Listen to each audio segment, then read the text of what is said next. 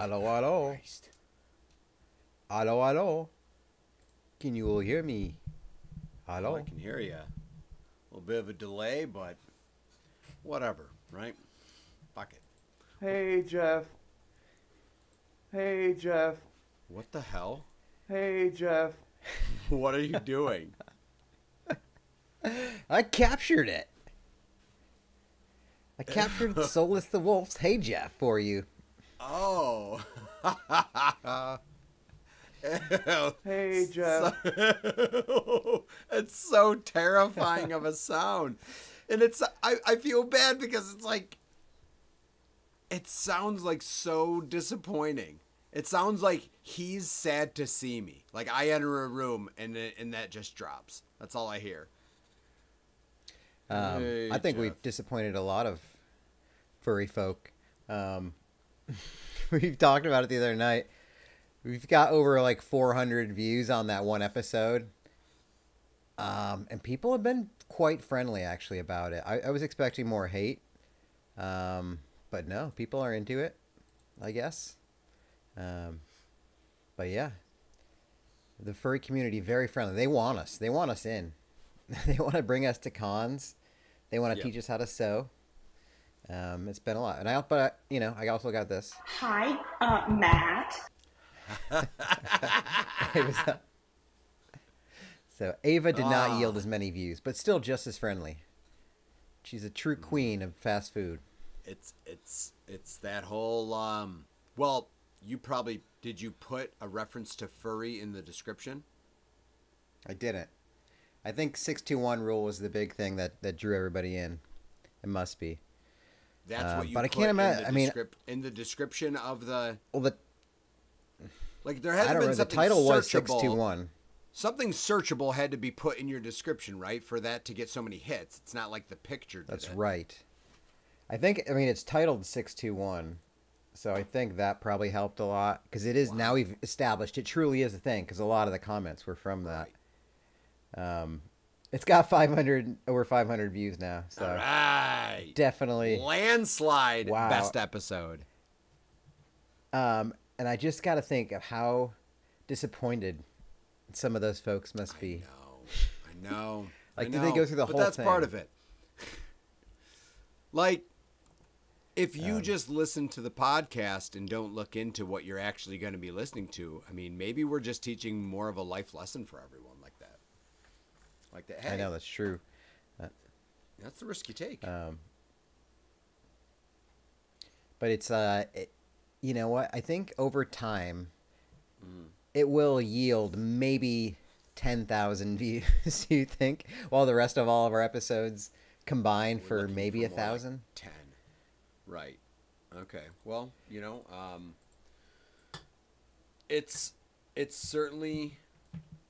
Listen, we all know we can be bought, and if our popularity is going to come from the furry community, we are willing to accept that and embrace it with open arms. And if that's what we're going to end up doing, then we will cater to what the people want to hear. And if it's furry discussions, then furry discussions we will have.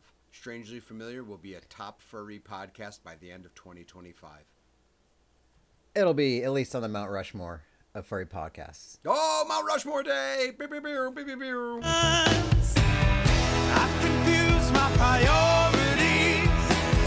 Isn't it supposed to come to me? Yes, this is how it's meant to be. Every little thing flashing on a screen.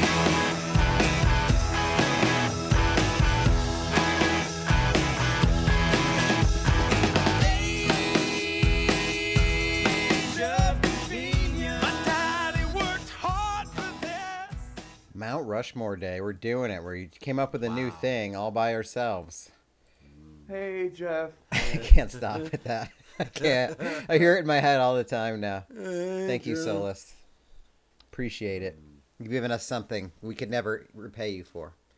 We did. Absolutely We already repaid you $7 or whatever it was. Paid you up front for years and years of entertainment. So here we are. You recommended it on the last episode. we're doing the Mount Rushmore episode. And everybody kind of knows what that is. But we're definitely the first podcast that's ever brought it onto a podcast, I think. I don't think I can think of any other podcast that's ever done anything like it. Yeah. So Mount Rushmore. Well, Jeff, you like to explain things to the folks.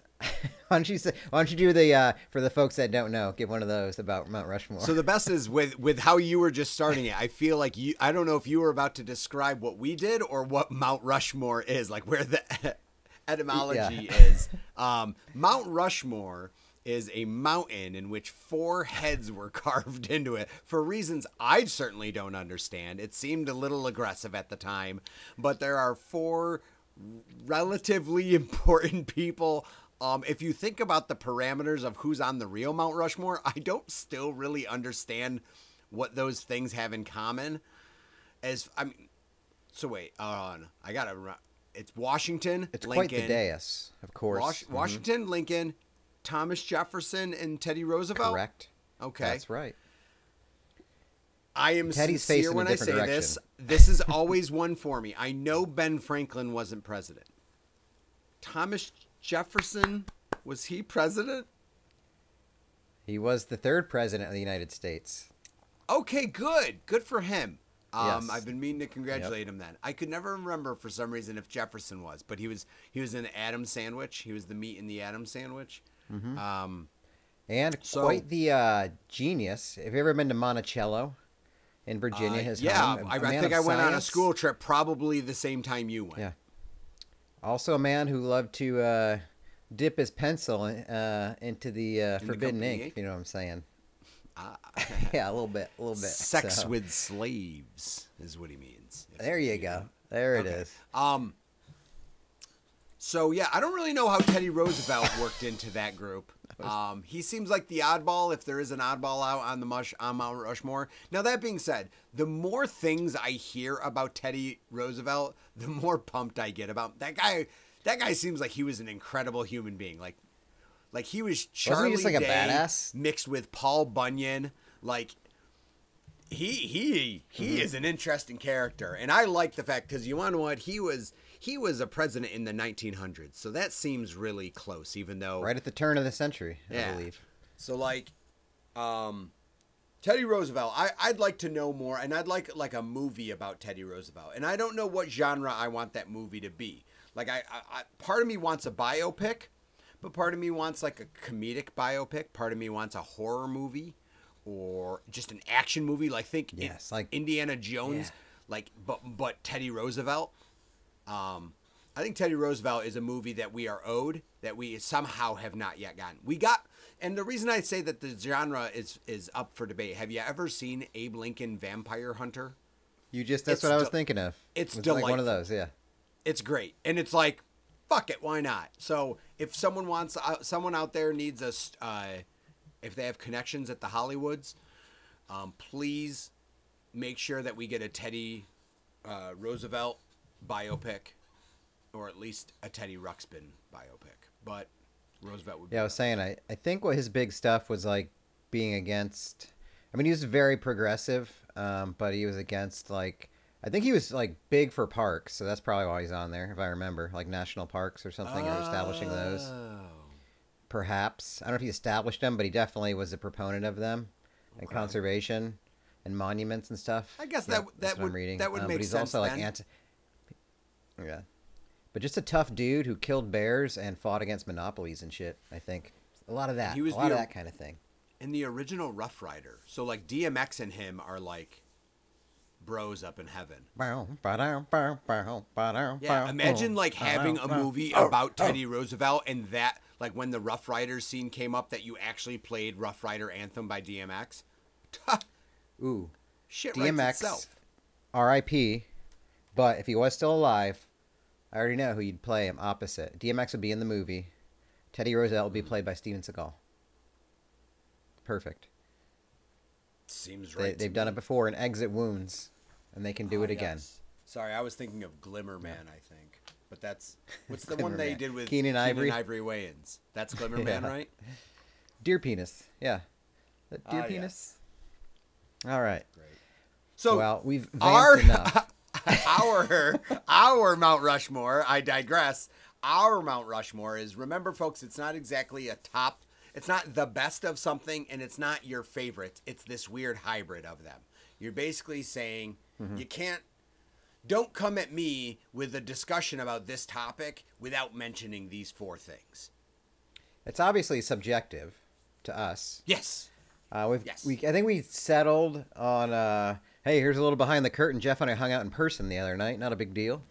But I think we narrowed down some categories that we thought would be fun for you guys. We just want to have a good time with you guys. So let us know in the comments if you want us to do more categories like this or other categories not like this. But I know Jeff put it out there to the Facebook world to get some suggestions. It did. And he got like way too many. And a lot of them are bad. You know who we're talking to. A lot of them stinkers. A lot of them. Shame on them. Not very good. Too basic. But there are some good ones. We probably don't know the names of the people that gave the good ones. But if it's you, comment. I made a mistake. Arguably a vast mistake where I said that we would use some in the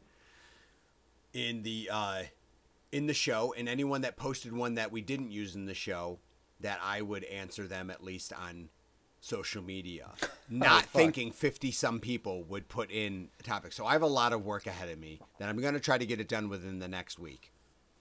So hopefully by the time this... Well, you think... No, but not by the time this episode. So this is getting released very shortly. So hopefully by Labor Day, I will have given my Mount Rushmore for every topic that was suggested to me on Facebook. Wow, and that's a holiday promise. I mean, you really need to make sure people listen. See, people, you got to build up the excitement. People got to listen first to see if theirs is chosen. Exactly. If that's at least 50 listens we could get. And if we don't have 50, you guys are liars and dirtbags. Yep. All right? Oh, shit. So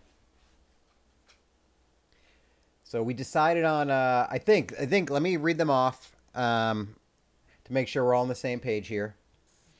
So, Mount Rushmore. So our top 4s, blah, blah, blah, etc. Work, small talk topics. Well, hold on. Should we just go? Wait. Yeah. Don't give away the categories. Okay. Yeah. Yes. We'll yes. just go along. You guys got to stick around to the end. Yes. Yeah. Good strategy. Hey, Jeff. Nice. I love it. Not really good timing with that drop, but I feel like that's not going to be like a... That's going to be my good job, drop. Jeff. Yeah. All right.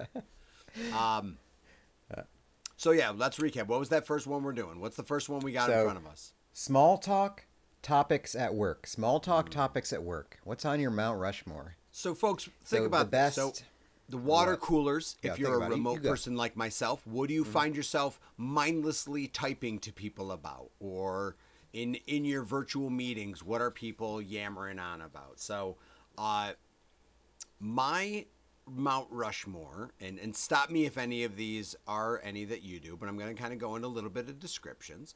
So one, we have the weather, aka heat for the summer. Don't come back.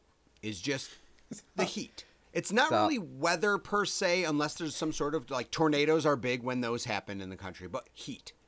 Everyone in America this summer is dying of heat, yet every time it's hot, we go like, man, how about this heat, right? Like, and then it's this pissing contest of like, got up to 96 here, and then someone remote's like, got up to 97 where I was like, and everyone's like, oh, and it's like, and humid. Oh, so it's like the humid people drop on like dry heat. So anyone in Arizona is complaining about 100 degrees. Everyone goes, yeah, but it's a dry heat. So, Yep. Little You're going to banter hear that. You're going to hear dry heat. Weather's on mine, obviously. And it's also a good tangent into somebody telling you about their trip to San Diego or Hawaii, you know, when they went there. It's a good, like, see, a lot of the keys to work small talk is not just about the topic. It's how can I tell my story to these people that don't care? There's a lot of that. It's like, how do I, you know, instead of asking this person questions about what they're talking about or their day, how do I wedge in an experience that I've had just to talk about myself? And the weather is huge for that because it's my experience. Yeah, my pool guy didn't show up this week, or my pool's not ready. And you're destined to get someone's opinion on fall because it's, oh, I can't wait for the summer to be over because of this heat. And then someone else goes, no, I love the summer. Not me. Yep, PSL. PSL is a hot topic. You know, I'll just throw it in there. PSL, means. pumpkin spice latte. Yep, it's open. It's happening. Oh, yeah. Wow. Something Autumn more can important hold that off for a happens bit. in fall. We could wait. Yeah, something more important that happens in the fall, and that's fantasy football. Fantasy football is a big water cooler chat. Whether you're recapping the week before or you are talking about projections and you're like, hey, who should I start? Folks, if you're not engaging in fantasy football in 2024, I highly suggest you even give it a try, even if you're not a big football fan. Join a free league or ask a friend if you can co-manage their team or just like sit through them with a draft. Because you want to know what? It's easy banter. Just, hey, who would you start in this position? Brandon Ayuk, or would you start, trying to think for like Michael Pittman Jr.? Who are you going to start? And it's like, Hot references. They're not in your league and stuff, but there's just you get to throw around mindless chatter when there's fantasy football. It's 3 months worth of bullshit chatter. Perfect for the workplace. Not really offensive, very objective. Me personally, this is big time Jeff's subjective, is the Jeopardy results or fun things I learned from watching serious? Jeopardy. Yeah, absolutely. I'll mention, there was a question. You bring that up at work?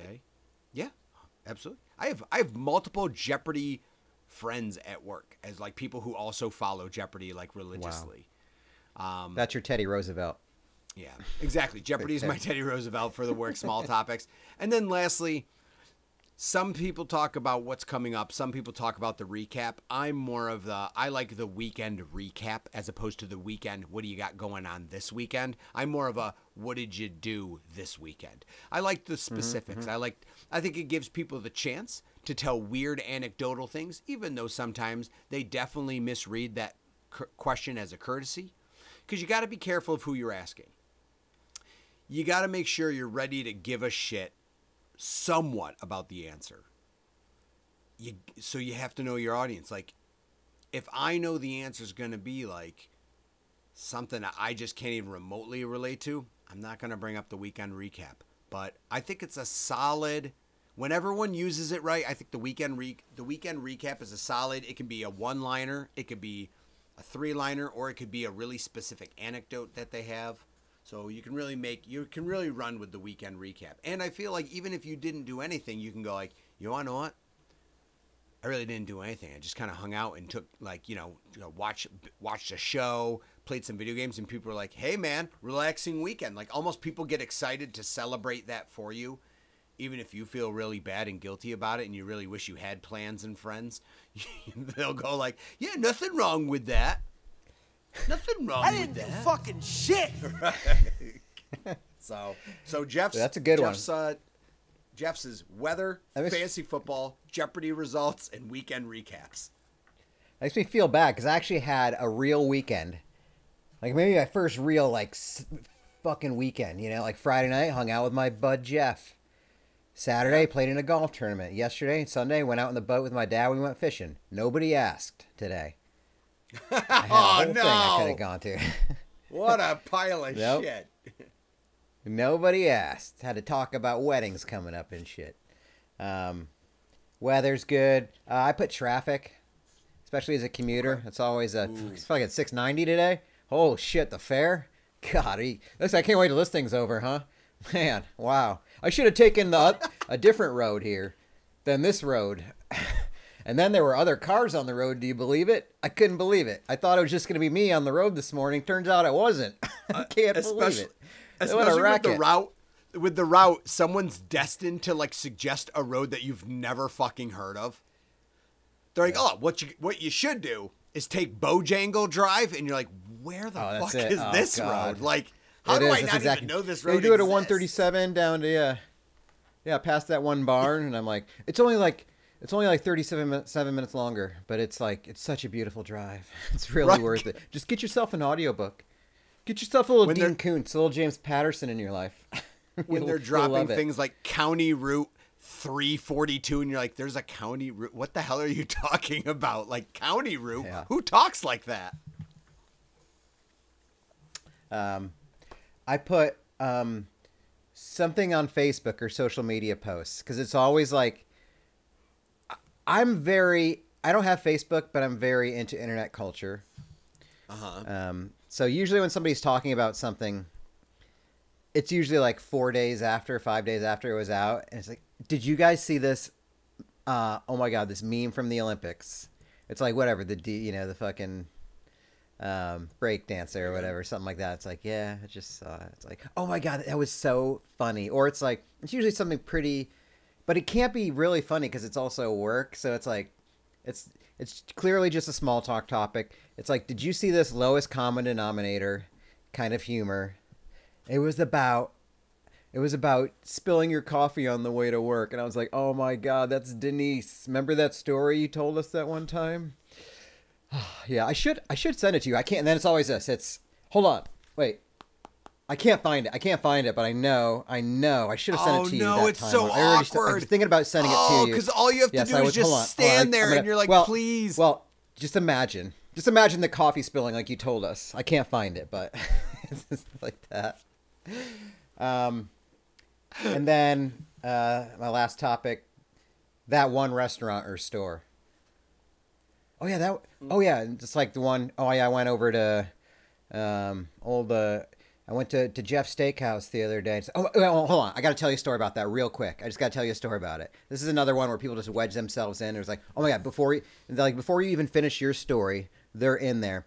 Oh my God, that's the place where they still have like the cigar humidor like right out front. Like that's okay. So let me tell you something before you finish yours. It's like one of those. Again, it's always just an avenue to jump in and say something about themselves. Also, the best that's the hallmark of small talk. With restaurants or stores, people feel the need to like share someone they know that worked there, but it has no relevance to you, and it couldn't. They're like, yeah, yeah, Texas Roadhouse. Yeah, you want to know what? My son, back when he was in high school, he had a girlfriend that worked there for a couple weeks. You're like, what? Can I tell my fucking story? Like, why are you telling me this? Like, stop. Stop. Yeah. It doesn't matter. Why'd you say that? Or it's the pissing contest of like, oh, when did you go there? Oh, October. Yeah, I went there in September. So I probably just know. I could probably speak to it better because I went there first. It's like one of those. Interesting how you discovered that after I already gone there. I swore I brought it up. I think I brought it up one time we were talking about it because I had already been there. Right. Yeah. And I'm pretty sure I bought the most expensive thing on the menu. We go there a good amount. Yeah. No, we like it there. But tell me about your first experience, fucking rookie. Yeah. So. All right. There it is. Everybody's had them. But those are mine. Just whatever vehicles there are to wedge your own experiences into it. Do you want to pick the next Mount Rushmore? Oh, sure. I'll pick and then you can start. Let's go with I want to hear Matt's Mount Rushmore of sandwiches. Okay, I'm glad you asked. I'm glad. So for me, where are they? I would say I'm mostly a basic bitch on this one. I have one exotic sandwich. All right. Well, I'm going to go with BLT first and foremost. BLT is like, it's the food I always forget, and I remember like every 8 to 12 months, and then I buy all the fixins for it, and I enjoy it for that night. It's always good. I like a little toasted bread. I mean, I don't eat a lot of bread now, but I like to get like a really substantial, like a really good bread for it. Thick cut bacon, chunky tomatoes, like big, thick juicers. Maybe a little cheese. Maybe I'll throw a little cheese on there. But yeah, crispy lettuce. It's all time. I'm glad I don't have it a lot because I think it would ruin it for me. I probably wouldn't actually, but the bacon would hurt my heart. But it's just always delicious. It always sneaks up on me right at the right time, and I love it. Here's one. Here's divisiveness. Egg salad. Tomatoes gross. Before you continue, tomatoes are gross. Go ahead. Whoa. Jeez. So no BLTs for you. But I'm going to be alone on an island for that one. Mm-hmm. I get it. I didn't realize until I was years later that a lot of people don't like tomatoes. Yeah. Like it's I get like mushrooms, texture stuff, olives, onions, peppers. Those are some of the big no's from people, but tomatoes too. Because that was the first vegetable I liked. Probably because it is super sweet. Cuban, my 3. Egg salad, any comment? I love it. Some people hate it. A little mustard. I like a little chunk in it too, like some texture. I don't know if it's celery or pickle. Actually, pickle's probably the best. That can be a white breader too, maybe some brioche. But egg salad. It was one of my mom used to make me an egg salad sandwich every day for school lunch for a long time. And that is why I have mental problems. The Cuban. Let's go. Have you ever had a Cuban before? I think there's different versions of it. But it's I am in such a position. So I'll be honest with you. I may have rushed through some of these due to time restraints, but I am so taken aback that I am going to change an answer on mine because I am going to add a Cuban to my Mount Rushmore because I could not agree more than, dude, Cubanos, as you may see them on some certain menus. Cuban sandwiches are fucking amazing. Absolutely. They are. Most of them are done sort of a similar way. But yeah, it's the ham, the pulled pork version's the best. Because I love pickles on everything. So you got me the pickles, mustard, some good mustard. Sometimes salami. I've seen that here and there. Ooh. And it's usually on kind of a roll, kind of like a ciabatta. Call it like a like something like that, or like a sub roll, maybe the one that's kind of like got a tougher exterior. You like to get a little bite and chew into it. I don't know. Yeah, I don't know if there's always a certain bread with it. You'll see it as like a panini. It's popular panini style. Panini, that's right. And the cheese is French gotta bread. be Yeah, French bread is good.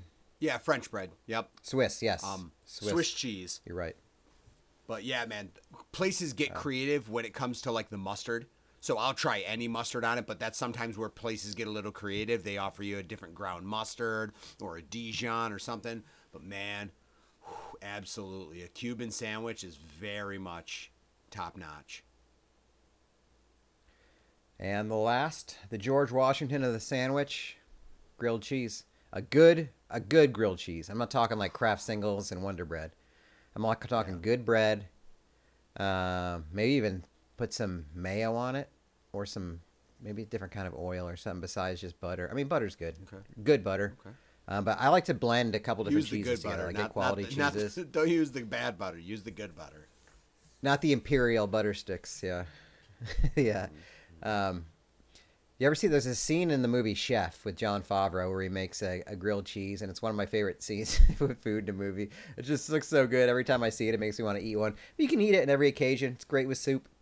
It's again, I don't have it a lot, but when I do, I put money into it, and it's delicious. And now I honestly want a grilled cheese right now. Well, it's tough because it's definitely not on the menu in the summer for me. Like it's like I want it to be cold outside if I'm going to rock a grilled cheese. So I think maybe its limitations is season for me, because once the temperature hits like 70 degrees, I think then I'm out of grilled cheese season. It's seasonal for me, so I think that's what pumps the brakes on making the top cracking the top 4 for me. But yeah, I got no problem with grilled cheese, no problems at all. So we know that I got the Cuban on there, so I got 3 more. The OG, the schoolhouse staple, packed lunches. We're talking about PB&J. I am a grape jelly originalist. Okay. I don't really rock jellies these days because it turns out, oops, spoiler alert, jelly's got a shit ton of sugar in it, so I try to not engage. But there are sugar-free jellies, and I'll play with those. I even got into the concept of maybe a little bit like preserves or a jam. But yeah, peanut butter It can be creamy. I also do like a good chunky peanut butter. I like a natural peanut butter too.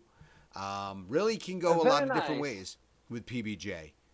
So I'm going to put that in there. I think it deserves my respect and it deserves a place on there. Chicken salad sandwich. Ooh. You can get creative with it, but the problem is while I do love chicken salad, I want mine pretty basic. I want some solid chicken used, shredded grilled chicken, and some mayo, and at most maybe some celery in there. But people that go, I hate saying this. I guess I can respect people that are like hucking like walnuts and apples and grapes in it. Cranberries? And stuff. I'll be honest with you. Fucking relax with gussying up your chicken salad, or at least put it into the sandwich afterwards. But don't be like, Jeff, would you like a chicken salad sandwich? And then you serve me that shit. I'll be like, what the fuck? So you're really taking it to extremes. So knock it off. But chicken salad definitely doesn't get the love. I know it's not a popular one, but love a good chicken salad sandwich, especially on a hot day. I think it's nice and refreshing. Get some American or provolone cheese on there. I like to have mine with some lettuce and some dill pickles, and maybe put in a little bit of like black pepper, a little texture, and maybe a little bit of even oregano on mine. Now, a place, shout out to the Downtown Deli in Auburn that years ago I used to go there for a grilled chicken on that toasted French bread, and that kicked it up a notch. And I got that recommended with like a little bit of like garlic spread on it. From the person that was at the deli. They're like, do you want garlic spread on it? I'm like, is that a thing? They're like, if you're toasting the like French bread, I definitely suggest it. And I'm like, oh, you've unlocked something magical here.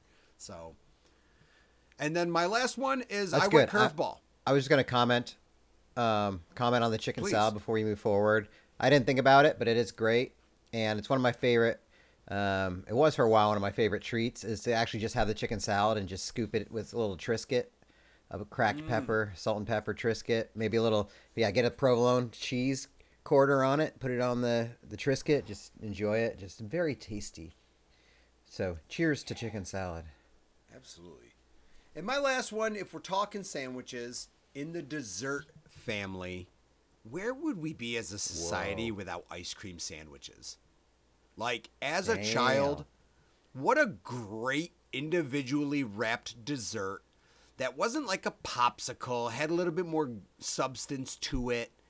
And really, I mean, the cookie shell of those, it's like soft, but it maintains the structure. And then, man, that inner, like that vanilla. And again, I understand there's like mixed and the strawberry and there's like twist. But give me the chocolate cookie outside, the nice vanilla bean inside. Maybe you just chomp it when it's really cold, or maybe if it's kind of melty, you almost like take out the vanilla ice cream from the sides and stuff and kind of clamp the cookies down to each other. And man, ice cream sandwiches, I think that deserves to be up there. So, well, it's also evolved into now, like, Burn Dairy, they have these delicious like chocolate chip cookie ice cream sandwiches, and like it's gone. It's very they're very hip right now, Yeah, the Chip Witch, delicious. Good outside the box thinking. That's how you make a Mount Rushmore special. Nobody's ever said ice cream sandwich on a sandwich Mount Rushmore before. They just haven't. Check it. If they did, let us know in the comments. It's please. a first. Let us know on the like button. Let us know in the comments. Put in a link. Yeah. Drop a link. All right. Your move. All right. We have another food one, but maybe we'll hold. Actually, we have.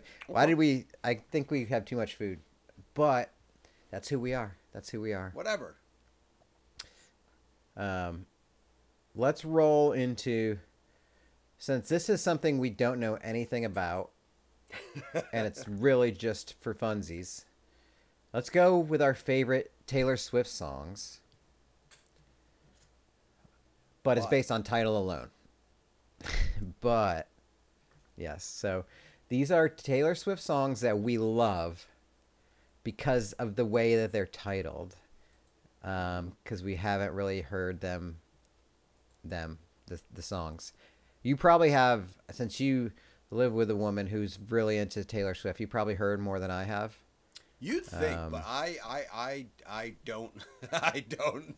I like zone out. I probably know Taylor Swift songs and have heard of them, but I don't acknowledge that I'm hearing Taylor Swift songs. Like, True. That's how I always assimilate. I might know some of these, and I don't realize I know some of them. Yeah. But I'm going to go with Cruel Summer. Cruel Summer, because that's the title of one of the greatest songs. It's always on my playlist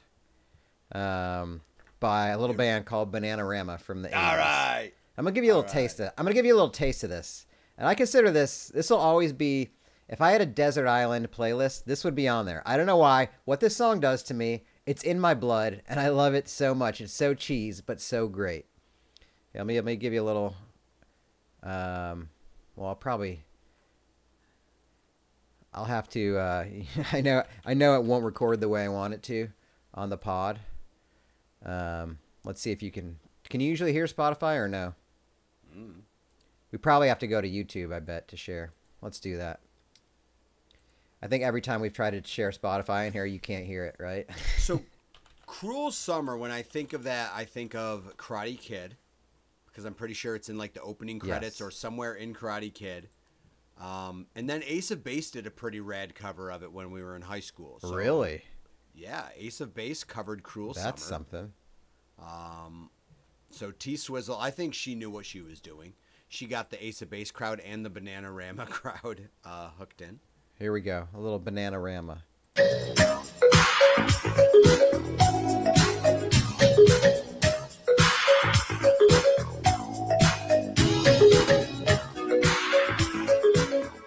Woo! I mean, that slaps. That still slaps hard. So good job, Taylor. Great song. Great song. I love it. Number 2, I like a little song called Vigilante Shit. That's just a great name because it was just made me think about Batman, and I just recently watched The Dark Knights again, or sort of watched them. So I was thinking, it made me think of Batman, and I was like, that's cool. That's a cool song. Snow on the Beach, subtitle featuring Lana Del Rey. You had me at featuring Lana Del Rey. You know, you're going to throw her onto a track. It's got to be on your Mount Rushmore of songs, Taylor. And Slut.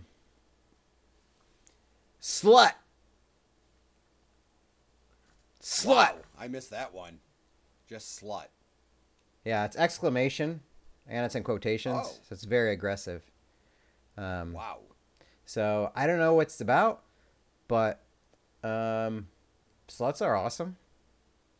And I don't know if she's saying she is one or likes to be one sometimes, or she has friends that are, or maybe she's being accused of being one. She's like, fuck you, whatever. I'm going to write a song about it. Here it goes. I don't know if it's an FU to that, but I like how aggro it is. I like a song that has punctuation because you got to mean it. So, yeah, that's it. Cruel Summer, Slut, Vigilante Shit, Snow on the Beach. For Slut, I'm wondering if the title came first and she's like, I'm going to write a song called Slut, and went from there. So she's like, I know what the song's going to be, but I have no idea what I'm going to write. Or if she wrote a song, looked at it, and was like, I'm just calling this thing fucking Slut. Like, I'd like to know which came first, the title or the song. But those are pretty good. I can respect that. Yeah, got some. I hope these are good. Hey, Swifties, let us know in the comments and stuff. Oh yeah. I We'll would get love the to know Swifties who's and got the the more furries. proper, who's got the better 4-pack based on absolutely nothing. I went with Castles Crumbling. Game of Thrones, really hot right now. I assume that's So, about what a that. reference. House of the Dragon. Yeah, I got to assume Castles Crumbling is about that. So big Westeros fan. So I'm assuming that that's all about that. Then there was another one that stood out because the structure of it's just so chaotic to me. Chloe or Sam or Sophia or Marcus. That's the name of a song. It's just 4 names. They're not all men or women. I'm just like, I don't know the context. And why is there all ors? So like, what question is she answering? Because that's how I picture it. I'm like, she's answering a question. Like, it's like, Who's your Is it a best sequel friend? to She's like, Mambo number Chloe, 5? or Sam, or Sophia, or Marcus. There you go. Yeah. Yeah, I don't know. So then there was question, ... question mark. Good. What? Ooh. So we have the word question followed by a continuation, an ellipsis, but ends with a question mark. So it's question. I don't know. Does she have a question? Is she asking if any of this shit is, and I'm fucking scared. it's so curious because it only has the word question, continuation, like I'm missing something, and a question mark. So she's confused, I'm confused, but that makes me intrigued. And then last Good. We but both not have least, punctuation. Good. yes, more punctuation. The last but not least, pulling at my heartstrings for pre-existing, sweeter than fiction, and it makes me think of Bad Religion, stranger than fiction. So I like to think that Taylor Swift is giving a shout out to Greg Graffin, Brett Gurewitz, and the boys. Punk rock legends Bad Religion with the title Sweeter Than Fiction, and I imagine it's a cover off of one of their songs, possibly the title track Stranger Than Fiction, but just done in a, how about Stranger Than Fiction, Taylor's version, because I know Taylor's version is a thing that you put at the end of Taylor Swift songs. Taylor's version. That's true. Sorry, everybody, Swifties, before you come at me. Every song that I said is parentheses Taylor's version. Well, I think that's what they want. Shoot. Because that means that's when she got the masters back and That's what I mean. I forgot to say it. So, right. If there's any Taylor's version at the end of mine, I also insinuate Taylor's version. Yeah. So. Actually, fuck you. It's not. It's not. It's not her version. Whoa, wild card. I want the record company version. Okay. Yeah, Keywords. Come at us. Come at us. Keywords in this description are going to be Taylor's version. Swifties. Hold on. We know that there's something about this. We need to make sure that this is labeled appropriately. Dude, title of the pod, Mount Rushmore Taylor's version. Yes. Yes. Boom. All right. Let's see. Easy. All right. Yeah, all right. Next category. Perfect. Let's go to. A lot of people are going to like this. Certainly our baby boomers. I'm thinking baby boomers are going to love this. People with digestive problems. It's late 90s, early 2000s wrestling moves. I'm just kidding. Those categories I have nothing to do with this. I just wanted to make it weird. But late 90s. I was like, oh no, I messed one up. Yep. Nope. Late 90s, early 2000s wrestling moves, baby. It's the Attitude Era. Oh hell yeah! Me and Matt grew up with peak wrestling in our high school days, and so there was a request to do wrestling moves. So top 4 wrestling moves. Well, was it moves or finishing moves, or what'd you do? Finishing moves. Finishing moves. Sorry, finishing moves. Okay. I sort of went 90. Like I didn't watch a lot of early 2000s, so I'm gonna. Okay, the stunner. It was the move that defined the era. Nobody else had done it before. Stone Cold Steve Austin kicks the fella right in the tummy. He bends over, and he drops his neck or head into his shoulder. It's really great. Stuns him. There's been a lot of good, what would you call it? Reactions to it. A lot of good bumps that people take. Yep. Razor Ramon, The Rock, Triple H. A lot of good ways to play off of it. I don't need to go too inside baseball, but it's got to be on there. For me, I was a HBK kid, so Sweet Chin Music.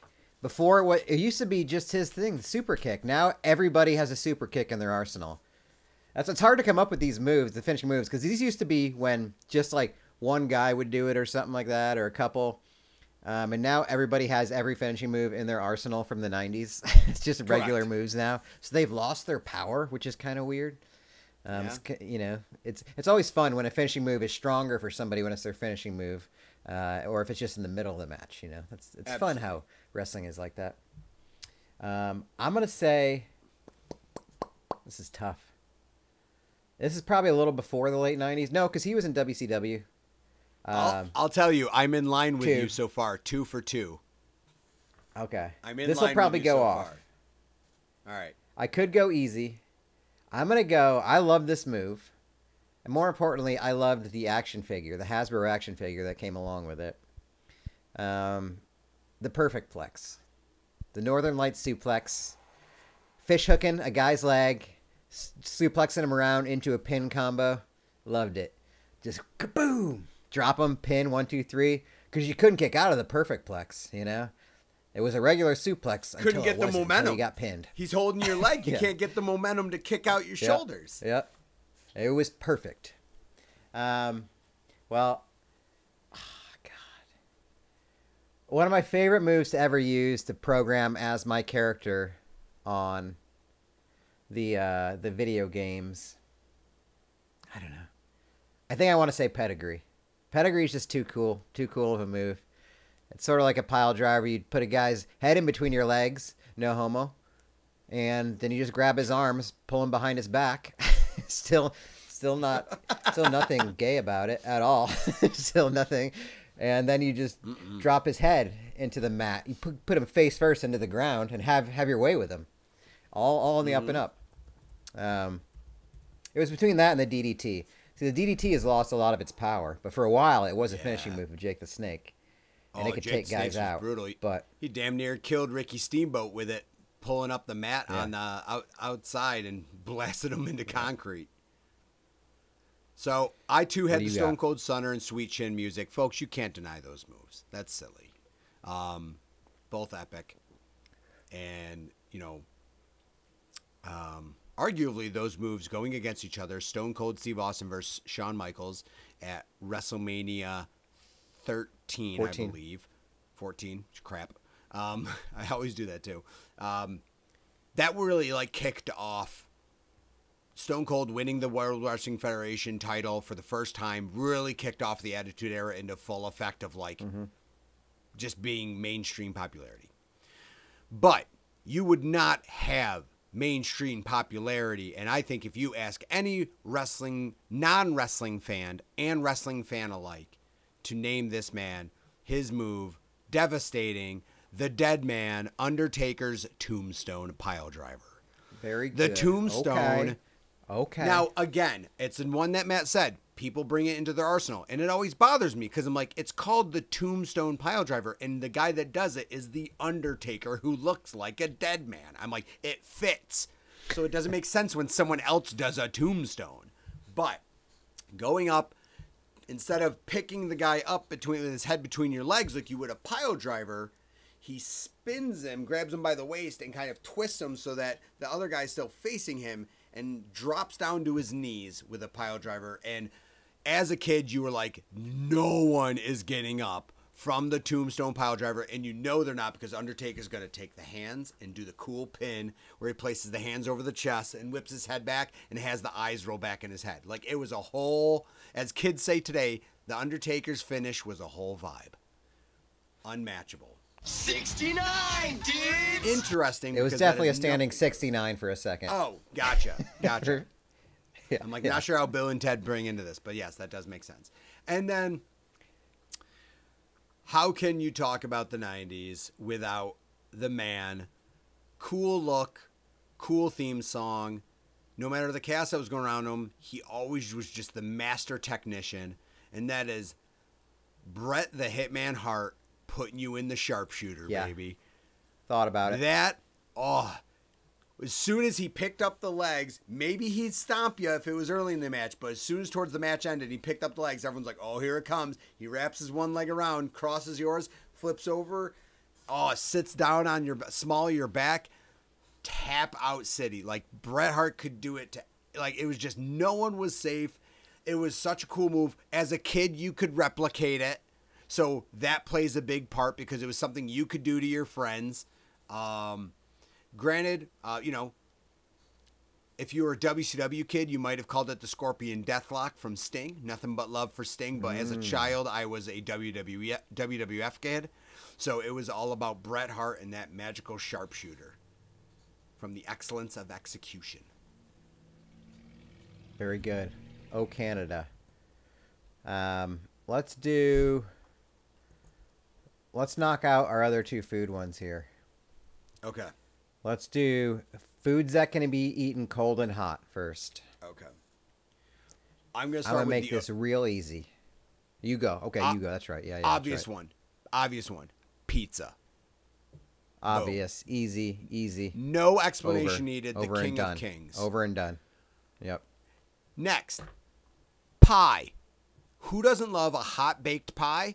But pie the next day from the fridge, no maintenance needed. Just give me the fork, ice cold pie, like apple pie or pumpkin pie cold, all day.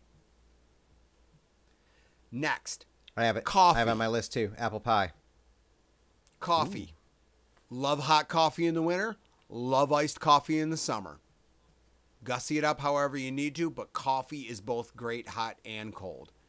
Genuinely excruciating hot and ice cold.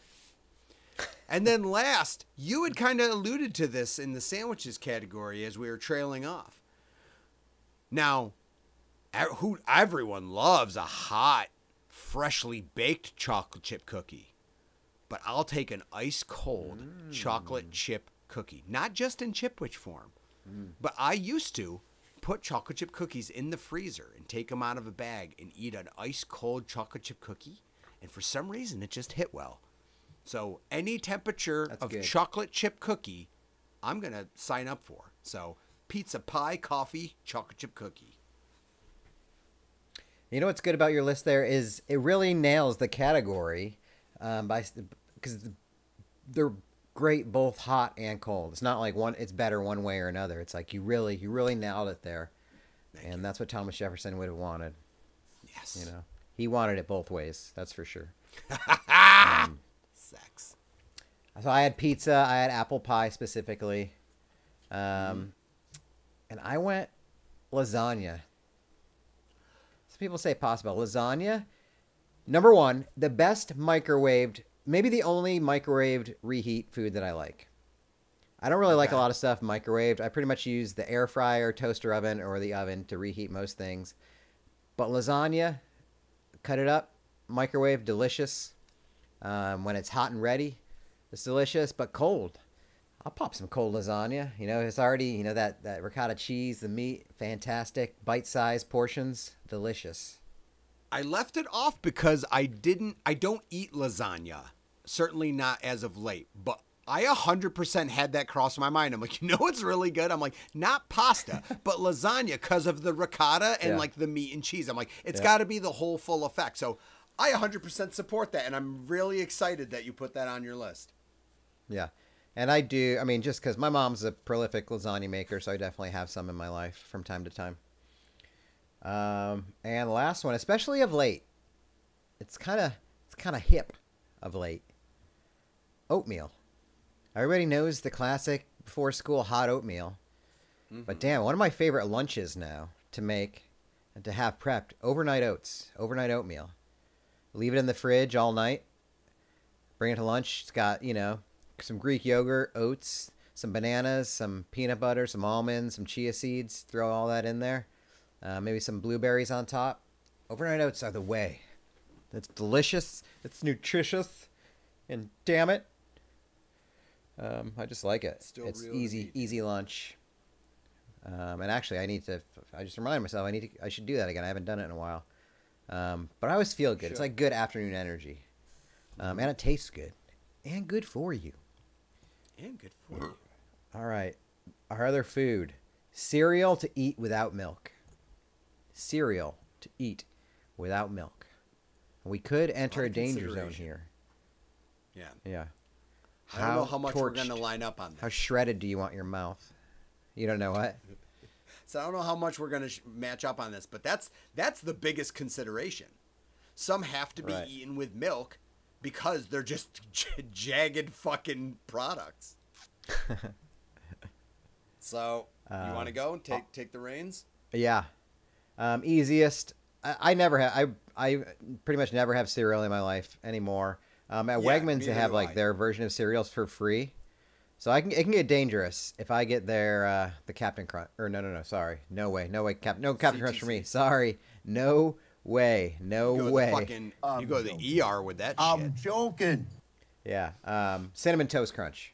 Absolutely, CTC's on. I could probably crush that by the handful. Delicious. Absolutely delicious. And even delicious with milk and without. I'll go with a classic, easy to eat Honey Nut Cheerios. I like the Honey Nut version. There's other good Cheerios, but Honey Nut, easy to eat. Obvious to me because it's another things. Chex. Chex you can eat without milk. Chex Mix, obviously. And just one of the best tasting cereals I always forget about. But Golden Grams. I just love the texture. You can put it into like s'mores and shit. You know, you can fucking... well, what's that look? Are you a Golden Grammer? So I said at the beginning of this, grammar? I don't think we're going to line up. My lineup is Cinnamon Toast Crunch. I put Crispix / Chex because I liked Crispix, but generally the same principle. Crispix was just double-sided and bigger than Chex. It was like wheat and rice as opposed to wheat or rice with Chex. Golden Grams and Cheerios, but plain. So they're actually the most similar lists that we've had. How is that possible that four milkless cereals lined up that well? Well, it must be the way. Like now I'm curious to hear other people's. Like, yeah. What were the other considerations? I mean, any others that it's tough because like my idea with Cheerios plain is you said Honey Nut Cheerios. I fucking love Honey Nut Cheerios, but for some reason I imagine like my hand getting sticky from eating them. Yet I did put Golden Grams on there, so I don't know why that differed for me. I like natural flavored cereals. I like it's kind of funny because like Crispix, like they were good. They were nice and crunchy and fluffy. I don't know, man. I don't know why the logic is. It's because obviously I had Cinnamon Toast Crunch because that was probably the one that as a child I did eat the most dry. Like put a little Ziploc baggie of CTC, bring it to school or something. Yeah, that's great. That's great. Wow. What are you gonna do for the next category? Where do you want to go from now? We got 3 categories left. What do we got?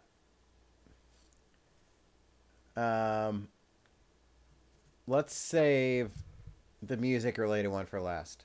Okay. Did we decide on this? Did you do Bodies of Water? Or did I did. Okay. Let's go for it then. All right. Bodies of Water. A lot of room to wiggle in here, folks. So this one is up for interpretation of what the category even means. So my first body of water is ponds. Ponds. Oh, I see. Okay. In general, ponds. I think they're neat. I think a lot of times they're cool because they're privatized. So like people will have a pond on their property. Now, sometimes man-made, often nature-made. My uncle had a pond when we were growing up. We'd go to visit him down in the southern tier area of New York. And that's what they had instead of a swimming pool. So we had like a raft that we'd play like King of the Hill on, where all the cousins would get on this like floating structure and try to knock each other off, hopefully not splitting people's skulls open on the wooden edges.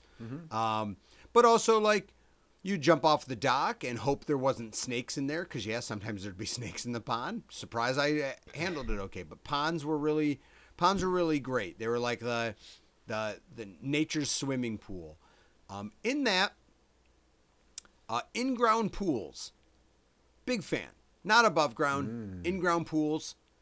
I wasn't a diver, but I like the option of being able to jump in the deep end, right? I want to be able also to do the comical walk where like you are in the shallow end and then you slowly walk into the deep end and you get closer and closer, and then you wonder if you're going to tiptoe and see if you can keep your chin above water and stuff. Like in-ground pools, I feel like you don't see them as often that much anymore. So they are a dying breed, mostly due to high costs and liability insurances and whatnots. But man, in-ground pools, and I think they look rad. Meaning, I think they complete a phenomenal aesthetic. If your backyard has an in-ground pool, that's a backyard I want to hang out and barbecue in. Even if I don't go in the pool, I just want to be near that pool. Yeah, smell the chlorine a little bit, just the pool vibe. Just summery. I'll skim the pool because I'm walking around and I'm like, sure, I'll skim your pool for you, because it's like I don't have a pool that I have to tend to. Can I do your chore for you? You know, am I good at skimming the pool? I think I'm a B plus pool skimmer, maybe a B. Next body of water, lagoons. Couple reasons for lagoons.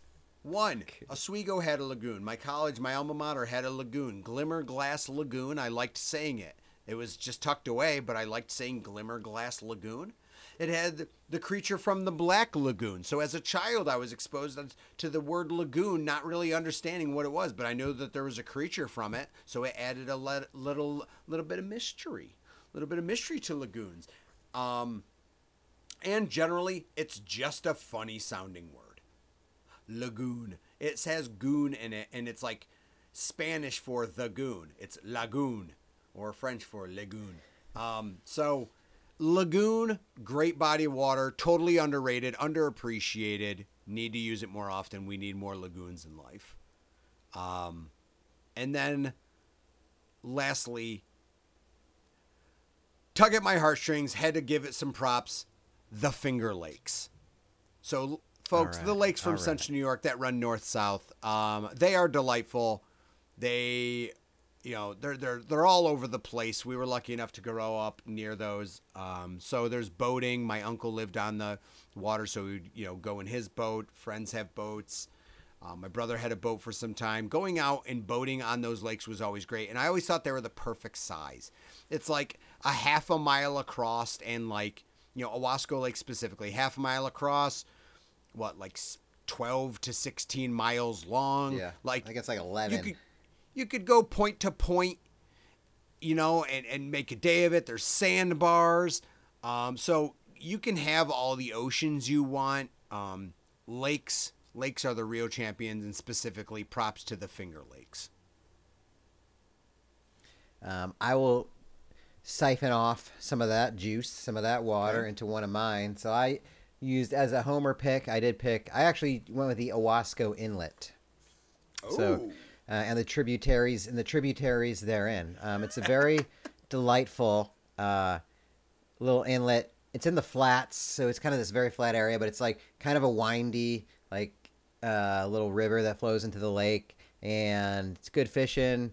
Very scenic, but quiet. Never too many boats. Really rarely. Once in a while I'll see canoers. It's not overly busy. But then some of the tributaries that lead into it, the creeks, like Fillmore Glen, beautiful hiking up the Gorge Trail. That's my local one. Hanama Bay in Hawaii. So just part of the Pacific Ocean. But yeah, right up, it's a reef. It's like a coral reef system that I went snorkeling in once, and it was very cool. Once in a lifetime opportunity, which I guess not, because I could do it whenever I want. But I've only done it once, and I remember it was cool because there was just under your belly, you're snorkeling, and there's this fish right underneath, parrotfish, turtles, all kinds of shit that just sort of touch your belly or your toes, something like that, because you're so close to the reef. So cool experience. Town Lake. So that's the Colorado River. It's now called Lady Bird Lake, but Lady Bird Johnson didn't want it called that while she was alive. So after she's dead, we betrayed her wishes and called it Lady Bird Lake. Ha! But it's the lake river that runs through downtown Austin. That's where I basically learned or got a lot of my kayaking reps in.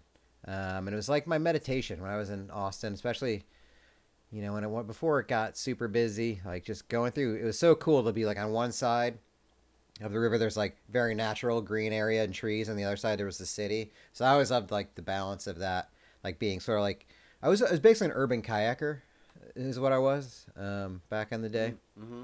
And one of the tributaries of said town lake, Barton Creek.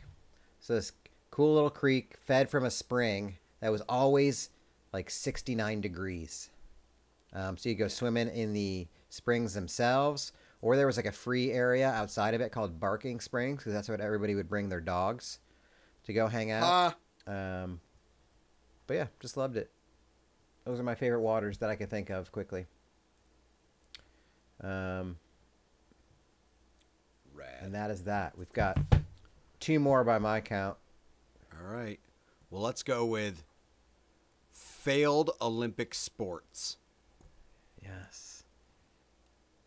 I want to see what you bring to the table. I just picked sports that would be cool, that I thought would be cool in the Olympics still. So these were either in the Olympics for a year or had an exhibition. And I'm like, why didn't they stay? Why aren't they still there? Like, much like breaking may not be part of the next Olympics. I'm hearing rumors of that, which is terrifying. But lacrosse in 1904. Lacrosse belongs in the Olympics. It's very fun to watch. Anytime I catch it on like ESPN or it's like indoor lacrosse or whatever, I will definitely watch it for like 8 to 10 minutes because it's kind of fun to watch. Pretty And good. like, oh, they have power plays like hockey. Yeah, and it's like I enjoy watching the game. And if you put nations with it, Canada's very good at lacrosse. Gotta imagine the States would be some of those European squads. I don't know. Roller hockey fan, 1992 in Barcelona. They did an exhibition for it. And we've all seen D2. Roller hockey was hot for a minute. It was very hot. I played roller hockey and tennis courts in Auburn at Lincoln Park. Not related. But it's a very fun game. I could see it finding its way back. People love hockey. People love hockey in the summer, too. It's a great game. Everybody understands the rules already. Just put it on rollerblades. Somehow bowling isn't in the Olympics. And this opens it up for everybody. This is where you get your random country. Like, it's not a team thing. You could have just some random Estonian win it, and it's like any type of like bar game, throwing game, like target game, they belong. If we can have the Turkish shooter, we can have bowling. I think it was last in 1998 at Seoul as an exhibition. I don't know how it's not in there. I mean, I don't think it's a real sport, but still. And lastly, from 1904, distance plunging. I don't know how this isn't a thing. This has all the energy of who can hold their breath the longest. So what would happen is somebody would dive. So you know how swimmers now dive off the block in a pool race. And they basically, you know how they like half the length, they like stay underwater. That's the idea. You dive into the water and you stay under there for as long as you can distance-wise. Try to go as far as you can, but you can't move. So it's all on the jump, all on the dive. So you basically have to torpedo into the water and just go as far as you can. So it's like the long jump of diving in a way.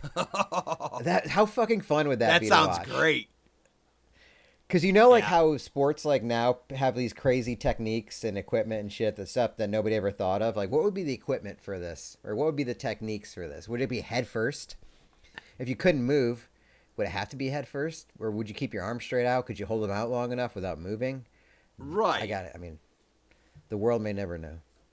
That's curious. I got a couple matches. Breakdancing, I think that is gone for good. I think it's absolutely going to end up being a one and done. And, it's See not what you fair. did, Ray Gun? Yep, it's not fair. I think we had so much more to learn and so much more to appreciate from breaking. So I'm very upset. And I did have bowling. Seoul 1988, I agree. What an easy one to come into play. You could have had massive representation from other countries. So very disheartened at that. 1920 was the last time we saw the tug of war. I mean, that just a good would one. be hilarious to watch. Literally, countries, just to see what countries put into play. Because some countries, would be like, all right, we're going to have a fatty at the end of the rope, like 700-pound dude, just fucking being our anchor. And different strategies. How do you optimize it? Yeah, I don't know. But that's what you want to see. So I think the just world having needs to that, know. I think that situation would be awesome to watch, and I think it would get fantastic ratings. And then lastly, in 1976, there was water skiing. I would just like to see that. I'd like to see water skiing competition. There was both slalom and trick skiing. So just to see what people could bring to the stage, I think we'd get the same results and popularity that we got with skateboarding and like snowboarding, like half-pipe snowboarding, where it's like trick water skiing. Yeah, show me what you can come up with in water skiing, because that is definitely something I can't do. So I would be just as fascinated to be like, wow, how do people do that? I'm very surprised that one didn't stay, because it feels like, again, like you had said, versatility. Everyone's got water and boats. So it just seems like it's a very accessible, individual sport that would be able to see a lot of popularity, and I think would bring good viewing because people also do it casually. So I think we've been ripped off, I like it. and the IOC needs to get their shit together. But those are our failed Olympic sports that we would like to see. All right, in our last category, not like it's a big deal. I mean, it's just like this fits in with like a lot of our interests. Probably some. I bet there might be even some things that we've mentioned on the pod before. But our Mount Rushmore of fictional bands. So I don't know if you thought about it just for like from movies or TV shows or like bands that have records but aren't real band. Like for some reason, I feel like I know a couple of years, but we'll see if we match. All right. I'll go. Okay. I'll go, Jeff. Don't push me. All right. Let's go. Actually, I have a list. Okay. I know what my final four is, which is Mount Rushmore for you guys. Okay. I was going to put Sex Bomb in there, but I already mentioned them on the whatever podcast we did about soundtracks. I was like, we already did that one. Let's move on. I'm going to put the Oneaters. The Oneaters. The Wonders from That Thing You Do. Ah, yes. You know, love it. It's probably, I mean, that's a bop. That Thing You Do is That definitely a song. bop. But it's a great movie, too. That's just like a fucking all-time movie. And maybe I'm just thinking about the movie, too. But that song is a hit. That Thing You Do. I mean, I guess that's why it's a movie, because it's about a one-hit wonder. But yeah, the band, they're, you know, it's just the drama of having a band and everything they've been through. Look it up, Doing That Thing You Do by the Oneaters. It's because they spelled Wonders Oneders instead of with a W in the front at first. So that was, you know, they learned that when they went on the talk show, that it was spelled wrong. Number 2, I'm going to say Crucial Taunt from Wayne's World. Tia Carrere, Wayne's girlfriend. And I know they basically just did covers, but they were so fucking fun. Like, the energy of those crowds. She would do, like, Ballroom Blitz. Like, it's the Ballroom Blitz, right? Didn't she do that? It was like lightning. Everybody was frightening. Did they do Ballroom Blitz? Did they do one of those? Yeah. I Yeah. think they were performing it. It wasn't. Yeah, I think so. Yeah. But I just love the vibe. And it's probably, again, maybe it being tied to the movie, but I love those scenes at the club. It's got the vibe, especially of like the small time TV show, public access show, and going like his girlfriend's kind of the same level, like a growing, you know, artist. And I guess that's really the crux of the show is you get Rob Lowe involved trying to sign her and all that shit. But yeah, great energy, great live show. I recommend go see Crucial Taunt. I'm going to go with the Lone Rangers. The Lone Rangers. From They are on mine. Airheads. What? Yup. They are on mine. They are on yours? Yes. The Lone Wow. Rangers, folks. How If can you know, pluralize you know. the Lone Rangers? Let me see if I can Could pull you up a just little be bit of the Rangers. Now, part of the appeal, of course, is the band of ragamuffins that compose the Lone Rangers in Yeah. the movie. Here's a quick. Let's share. Here's them performing live in prison. What's got it doing out on a Tuesday night? Johnny can't read, Johnny can't write. Kids just don't understand. Johnny don't care about the world as long as he can do his best. Oh man, that's so good. Let's see if I can get to the chorus. Degenerated,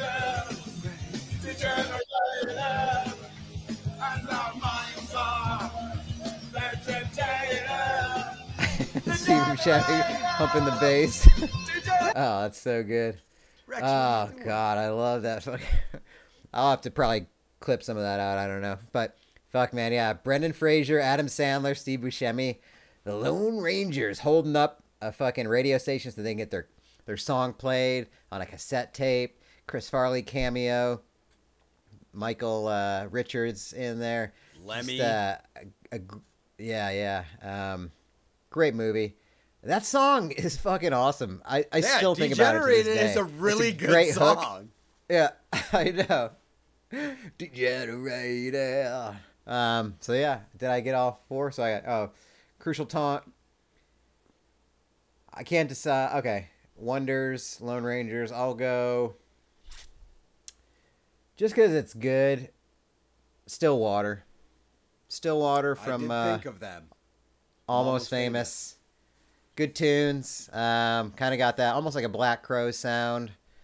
But kind of that era, just rock and roll, good rock and roll vibes.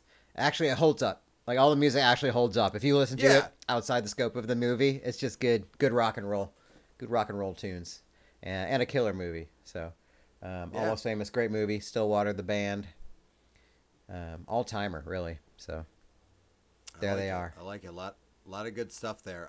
We already talked about I have the Lone Rangers as well. Couple different angles. To no surprise, probably because I've mentioned that I love this movie and the soundtrack. The Folksmen, which is one of the many bands from A Mighty Wind. Well, one of 3 I was bands wondering that if you'd get one of those. Focused. Yeah, the Folksmen. Again, if you're familiar with Christopher Guest movies, this is Christopher Guest himself. Harry Shearer, most notably for Simpsons fame, as one of the main voice actors, and then Michael McKean, who is a big-time actor. Probably for a lot of people, probably a guy where you're like, oh, I know that guy. But they Also actually all played. Yeah, also in Airheads, yes. They all played their instruments and did the singing and such and wrote the songs. So it is a fake band, but the music's legit, like many of the bands that we've mentioned. And I think it's hilarious, but also just really good music. Couple ones that for different reasons. So let's go TV. Let's go animated. At this point, for a lot of you Gen Zers or Gen Yers, whatever the crap we are, millennials, from Disney's Doug and Nickelodeon's Doug, I got The Beats. Dude. The Beats had songs that we all wanted to. If you offered Beats records or cassette tapes, you would have had so many kids going to the store to buy that. Songs like I Need More Allowance. Killer Tofu? Killer Tofu. What's the other one? Is Shout Your Lungs Out. Those were 3 songs featured on different episodes of Doug. Doug had the Beats poster in his room. They looked cool. The guys looked all like new wave kinda. Skeeter, Patty Mayonnaise, Doug. The Beats were just a cool band to like 10-year-old Jeff. I'm like, that is good, solid music. So Beats definitely earn it. And then last, definitely a personal preference, but from a pretty popular millennial movie, from the movie Can't Hardly Wait, the band that we actually never got to hear play, Love Burger. Did somebody order a Love Burger? Well done. Every time, if you're not familiar with the movie, folks, this was a party movie, a one-night, high school party movie, and every time the band tried starting, they'd get the stick claps and stuff, and then something would happen. The curtain set on fire. The guy got thrown out. The lead singer, played by Breckenmeyer, got thrown off because Donald Faison, the driver, the bass player was wearing the Love Burger t-shirt, and he's like, you can't wear our shirt. And he's like, if he gets to wear the shirt, I'm going to wear the hat. And Donald Faison puts on a cowboy hat. Meanwhile, Breckenmeyer himself is wearing like an Austin Powers, like frilly lace cravat. So like the whole look is completely insane. No one looks the same. They're slinging Love Burger t-shirts. You can actually find Love Burger t-shirts online. They sell them online. And I think it's just such a great band that has always stuck out to me, even though you never heard a single note played by this band, to the point where they got so upset at each other at the party, they broke up. Then later in the party, they said maybe we just get together right. for one last show, a Yes. reunion tour of sorts. And as they were about to start playing, God, that's the so cops funny. busted in and ended the party. So you never heard Love That's so Burger funny. play. God, I forgot about that. That's so good. Damn, that's real good. That's such a great story. Such a great band story too, like a story within a story. You know. Yeah, God, yeah. Loved it. perfect. Well, that'll do. That'll do, friends. What did we get right? What did we get wrong? Let us have it. Flame us. Flame us in the Rewind comments it if you for our need Mount to. Rushmores. Jot things down. We probably should have said that at the beginning. Like, jot these down and give us opinions on them. Yeah. Listen again and jot down notes now. Yeah, this time listen when you again. go through. Sign into a different account and then listen or watch again Yeah. so that it logs it at Yeah, separate. turn on your VPN, set it to Sweden, and Yep. listen again. That'd be perfect. Yeah, get us That'd global, be please. really With your helpful. help. With your help in VPNs, we can act like we're very global. Yes. Well, that'll do. This is on the Mount Rushmore of the longest podcasts we've ever done. Oh, for And sure. people love it. You know what? But we just do it our way. And our way is Taylor's way. So that's That it. one's for you, Taylor. From one Taylor, slut if to you're out another. there, let us know how we did on your songs. Yes. Or all Swifties. Okay, guys. You can all, but if anyone knows Taylor. Yes. Swifties and furries forever. Can't